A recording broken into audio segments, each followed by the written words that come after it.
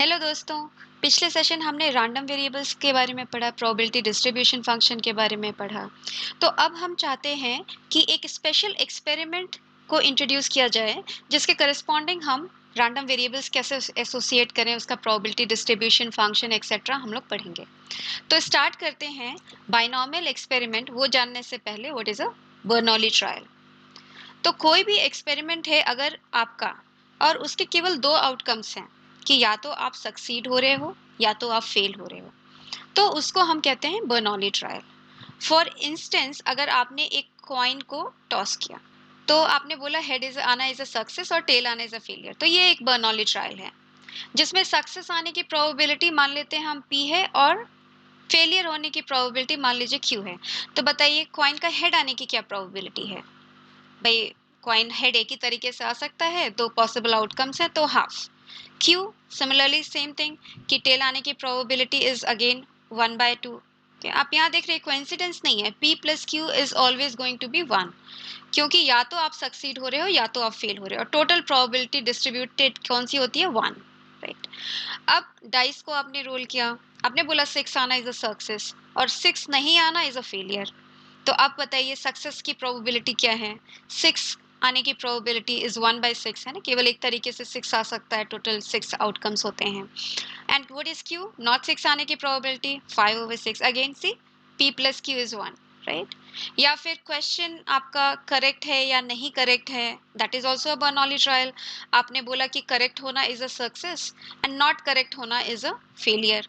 तो कुछ भी प्रोबेबिलिटी हो सकती है। मान लीजिए मैंने बोला कि करेक्ट होने की प्रोबेबिलिटी 2/3 है, तो करेक्ट ना होने की प्रोबेबिलिटी 1/3 होगी, राइट। तो यहाँ पे जितने भी लिस्टेड हैं आप अपने मन से भी लिस्ट कर सकते हैं। अगर उसके आउटकम्स केवल दो हैं, या तो सक्सेस हो रहा है या तो फेलियर हो रहा है, then it is a Bernoulli trial. अब हम लोग थोड़ा आगे बढ़ते हैं, what is a binomial experiment. अगर मैं बर्नौली ट्रायल को कई बार रिपीट करती हूँ तो उसको हम बाइनोमियल एक्सपेरिमेंट कहते हैं। फॉर एग्जाम्पल क्या, मान लीजिए मैंने 3 कॉइन्स को टॉस किया, ठीक है। तो हर एक बार जब टॉस कर रहे हैं वो बर्नौली ट्रायल है, या तो आपका हेड आ रहा है या तो टेल आ रहा है। हेड को अगर आप सक्सेस बोलो या तो आप सक्सीड हो रहे हो या तो आप फेल हो रहे हो। तो आपने 3 बार अगर टॉस किया, that means that is your binomial experiment. Okay, अगर हेड आना इज अ सक्सेस, ना हम क्या क्वेश्चन आपसे पूछते हैं कि what is the probability of getting 2 success, मतलब 2 हेड आने की क्या प्रोबेबिलिटी है।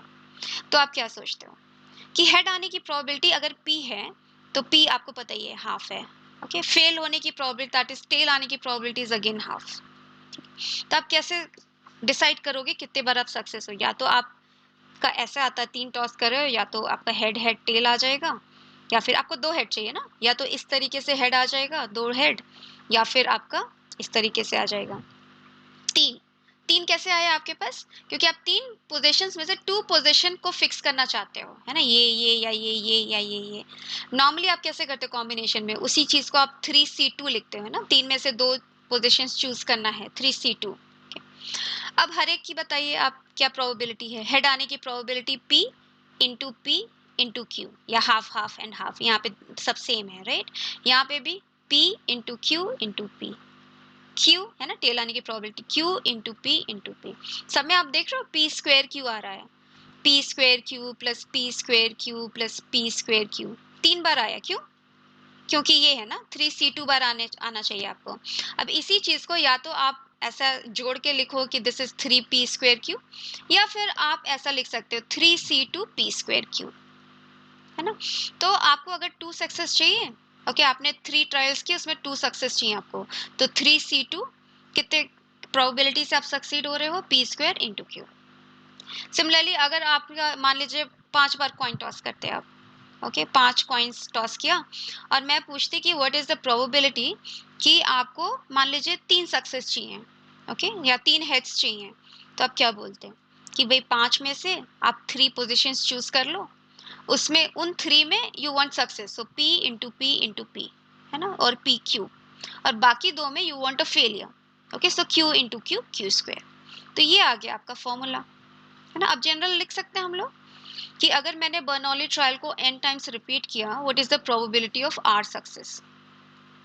n में से आप r पोजीशन चूज करो, मतलब r कौन से r आपको सक्सीड कराने हैं, उसके बाद p to the power r, okay, p उन आर में आपको सक्सेस चाहिए और बाकियों में आपको फेलियर चाहिए, that means q to the power n minus R. This is the probability of R successes. ठीक है, क्वेश्चन करके देखें और समझ में आएगी बात। जैसे ये क्वेश्चन बहुत सिंपल सा देखते हैं। अ कॉइन इज टॉस्ड 4 टाइम्स। ठीक है, कॉइन को आपने 4 times, that means what is my n, 4 times आपने टॉस किया। बर्नौली ट्रायल आपने 4 टाइम्स किया। What is probability of getting 2 heads? Okay, that means how many success do you want? 2। ठीक है, तो आप क्या करते हो कि 4 ट्रायल्स में से you choose any 2, okay, that you want to succeed, that means p square and q again square, क्योंकि बाकी बचे कौन जिसको फेल चाहते हो आप? 2 ही ना, तो q स्क्वायर। अब सिंस कॉइन टॉस है, हमें पता है कि p की वैल्यू भी हाफ होती है और q की वैल्यू भी हाफ होती है ना, probability of getting a head and probability of getting a tail. So आपके पास आ गया 4 ct is how much? 6। okay, and what is this? 1 upon 2 whole square and then again 1 upon 2 whole square, 3 over 8। no? That is the probability of getting 2 heads। एक और अच्छा question करें, ये देखिए। A dice is thrown 5 times. What is the chance that a composite number turns up? ठीक है, अब 6 की बात नहीं कर रहा, 6 आएगा नहीं आएगा, अब बता रहे कि क्या सक्सेस है। ओके, आपका क्या सक्सेस है? Chance of composite number turning up. 1 से 6 में कंपोजिट नंबर कौन कौन है? 1 2 3 4 5 6 में कौन है कंपोजिट जिसको हम प्राइम्स के फैक्टर में लिख सकते हैं? तो केवल 4 और 6, right? These two are what? These two are composite numbers. Okay, so what is the probability of success? Composite number आने की प्रोबेबिलिटी बताइए।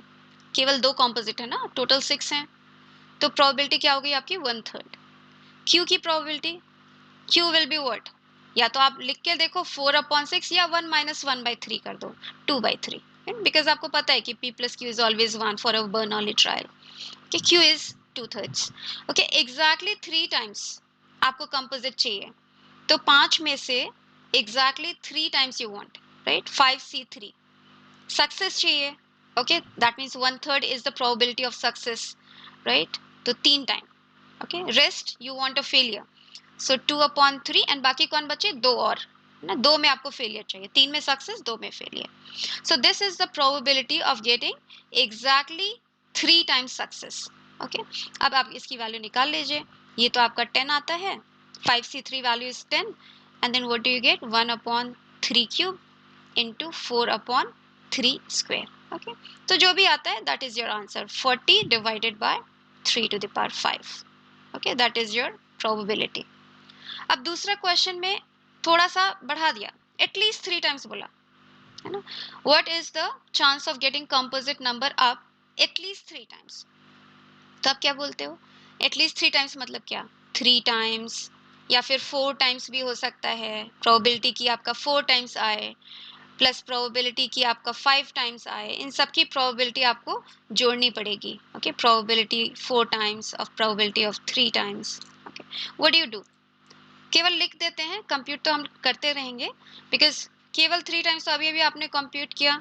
ओके, फिर भी लिख लेते हैं 5c3 1/3 cube 2/3 square. 4 times success चाहिए, 5 में से कोई भी 4 सक्सेस होने चाहिए। p to the power 4, my p is 1/3, okay, and q to the power 1, so that is only 2/3। okay, सारे 5, चाहे तो 1 लिख लो, बट लिख लेते हैं 5c5, पांचों सक्सेस चाहिए this. Okay, q to the power 0। सो अगर आप इसको कंप्यूट करोगे, ये जो भी वैल्यू आएगी that will be the probability कि आपके पास एटलीस्ट 3 टाइम्स कंपोजिट नंबर आए। ठीक है, तो अब हम क्या करने जा रहे हैं? अब हम समझ गए कि बाइनोमियल एक्सपेरिमेंट क्या है। ठीक है, अब बाइनोमियल एक्सपेरिमेंट का प्रोबेबिलिटी डिस्ट्रीब्यूशन फंक्शन या रैंडम वेरिएबल उससे कैसे एसोसिएट करते हैं। अब देखिएगा, random variable number of success से एसोसिएट करते हैं और उसका प्रोबेबिलिटी डिस्ट्रीब्यूशन क्या है, मीन वेरिएंस क्या है, उस पर बेस्ड क्वेश्चंस करते हैं हम लोग। नेक्स्ट सेशन में मिलते हैं।